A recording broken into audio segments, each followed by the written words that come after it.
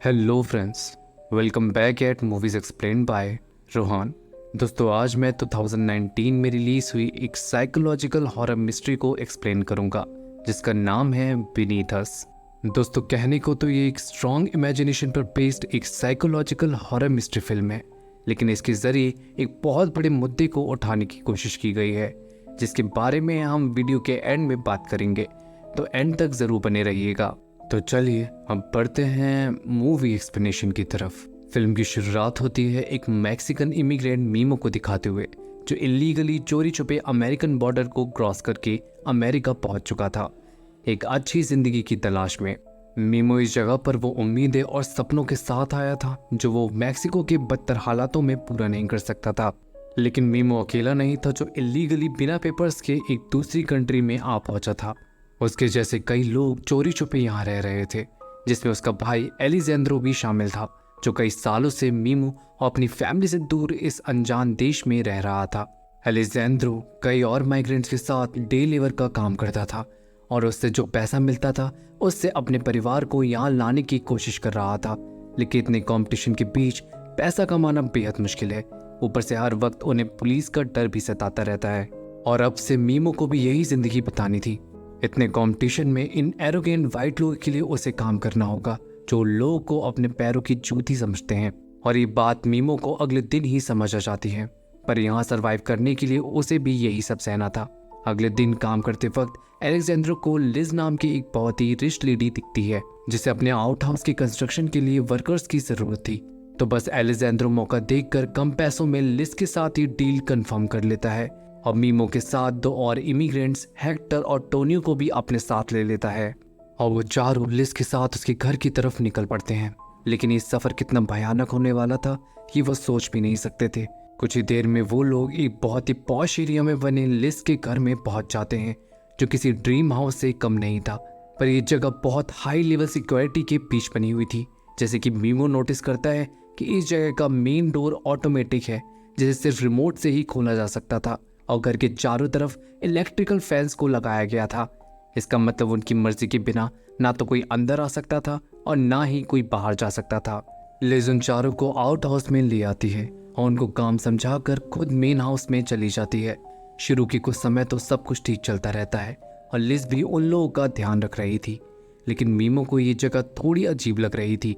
ऊपर से काम करते वक्त उसे ड्रिल मशीन में किसी इंसान के बाल मिलते हैं जो बहुत ही अजीब था, पर मीमो इसे इग्नोर कर देता है। इधर मेन हाउस में हम लिज के हस्बैंड बैन को देखते हैं जिसे उन लोगों की मौजूदगी बिल्कुल पसंद नहीं आती। वो तो उन्हें वापस भेजना भी चाहता था पर लिज ऐसा नहीं होने देती। कुछ अलग ही चल रहा था उसके दिमाग में। हम टोनियो को मेन हाउस के पास देखते हैं क्योंकि उसे वॉशरूम यूज करना था, पर लिज उसे ये कहकर अंदर आने से मना कर देती है कि वो काफी गंदा है और उसमें बदबू आ रही है।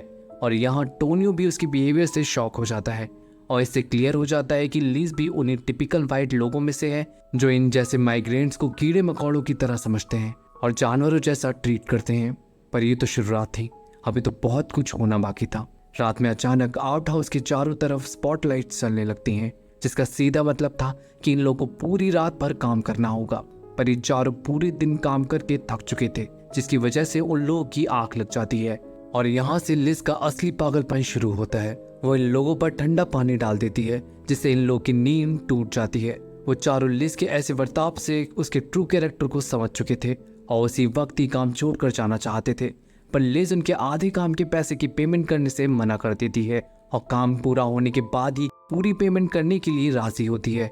उन सभी को भी पैसों की जरूरत थी, इसलिए उन लोगों को भी ना चाहते हुए भी इस बात के लिए मानना पड़ता है और पूरी रात भर काम करना पड़ता है। पर इस लेडी के पागलपन को वो अभी भी पूरी तरीके से नहीं समझ पाए थे। एक्चुअली लेडी कंप्लीटली साइकोपैथ है जिसका एग्जाम्पल हम उसी घर में देख पाते हैं जब कुछ चूहे उसके किचन में घुस आते हैं और ये लेडी एक एक करके उन्हें एक भारी ऑब्जेक्ट से कुचल कर मार डालती है। लिज की लाइफ में इस जैसी गंदगी की बिल्कुल भी जगह नहीं थी और लिज के लिए वो चारों तो इन चूहों से भी बदतर थी, जो हमें कुछ देर में ही पता चल जाता है। जब पूरी रात काम करने के बाद टोनियो गलती से अपना हाथ काट लेता है तो उसके हाथ में काफी गहरा जख्म हो जाता है और उससे काफी खून बहने लगता है। बाकी लोग उसे जल्द ही लिज के पास लेकर जाते हैं, पर लिज एक बार फिर अपना पागलपन प्रूफ कर देती है। वो कुछ करने की बजाय टोनी के हाथ पर बस एक नॉर्मल पट्टी बांध देती है, जिससे कुछ भी फायदा नहीं होता। एलिजेंड्रो उसे एम्बुलेंस बुलाने के लिए फोर्स करता है, पर ये लेडी उन्हें पुलिस की धमकी देती है। चूंकि ये लोग भी बिना पेपर्स के इलीगली यहाँ रह रहे थे, तो वो भी लिज की धमकी से डर जाते हैं और कुछ नहीं कर पाते, क्योंकि पुलिस भी उन लोगों को ही कल्प्रिट समझेगी। इन लोगों को समझ आ गया था कि यहाँ से भागने में ही भलाई है, पर उन्हें बाहर निकलने का कोई रास्ता नहीं मिलता।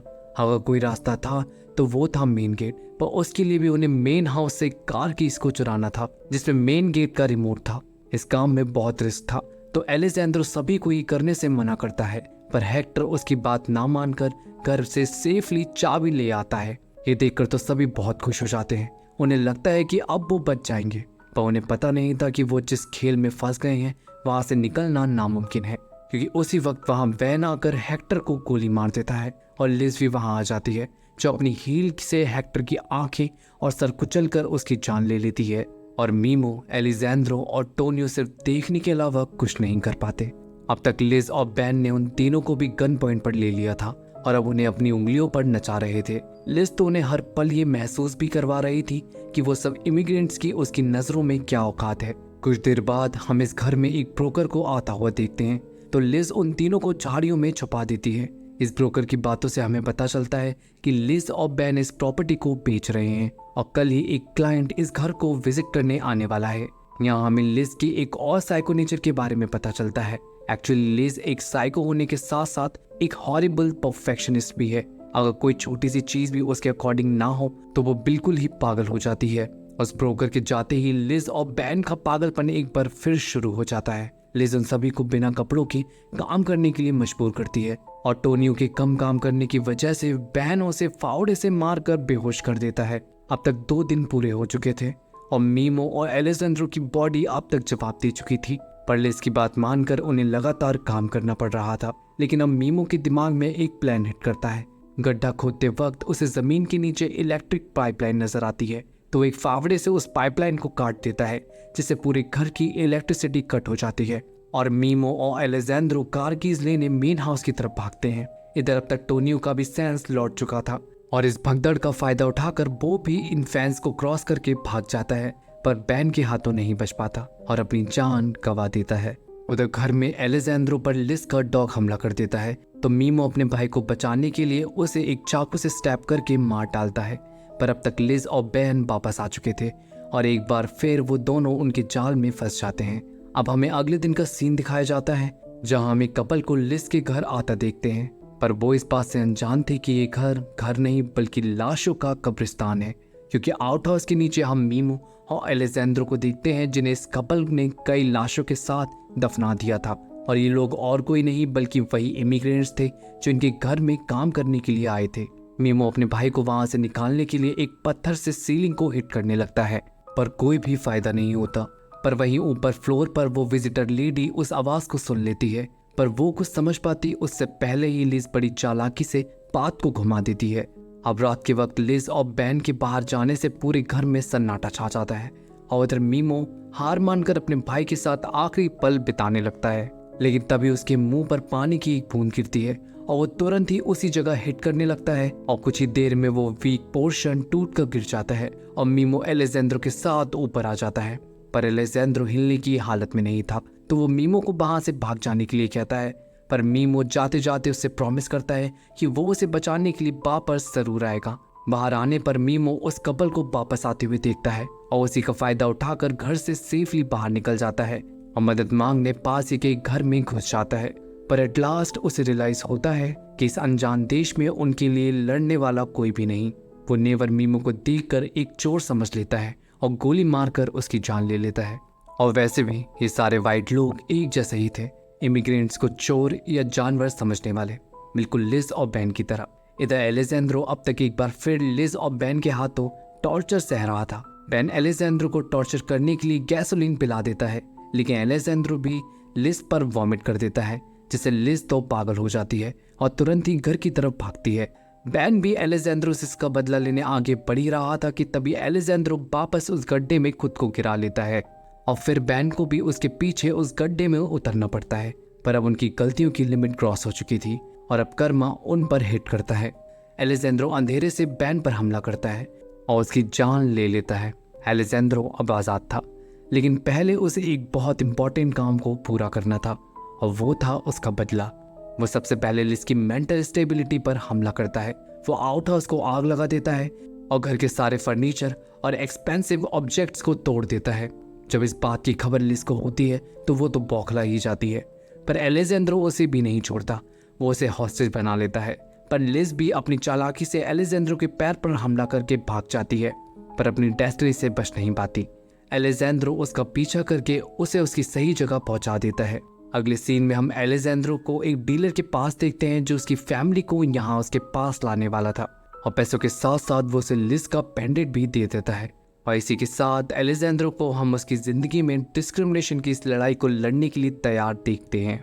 Eight the ending scene police को हम मीमो की लाश को कलेक्ट करते हुए देखते हैं, जिन्होंने उसे एक चोर मान लिया था, जो बिल्कुल ही ऑब्वियस था क्योंकि मीमो एक इमिग्रेंट था और वाइट लोग की नज़र में चोर या जानवर। और पुलिस भी उन्हीं वाइट लोगों की बात मान रही थी। लेकिन तभी पुलिस फोर्स लिस के घर को भी इन्वेस्टिगेट करने के लिए जाती है, और तभी पुलिस को लिस के घर में लाशों से भरा एक गड्ढा दिखता है, जिसे देखकर वो शॉक हो जाते हैं। क्या पता शायद अब इन वाइट लोगों की सच्चाई दुनिया के सामने आए। और इसी उम्मीद के साथ फिल्म यहीं एंड हो जाती है।